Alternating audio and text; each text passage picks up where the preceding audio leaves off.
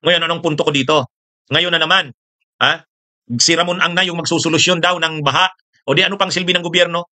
Eh di ba dapat ang mga proyektong ganyan, gobyerno ang gumagastos dyan? Dahil may pera naman tayong binabayad eh. Yung mga buwis natin eh.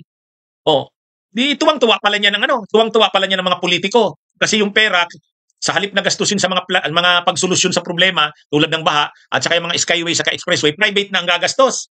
O, di wala nang silbi. Yung ating mga buwis na binabayad, wala na. Hindi naman napupunta na kung saan. Binubulsa na ng mga politiko. O, pangalawa, talaga bang si Ramon Ang, talaga bang si Ramon Ang ay ano, ano kumbaga, anong tawag diyan, sincero at genuine, tunay yung kanyang pagtulong diyan? Eh sabihin pa nating ano, totoo siya sa pag ano na yan, pero PR yan, public relations. Ibig sabihin, ha? Gusto niyang mapalinis yung imahe ng korporasyon niya.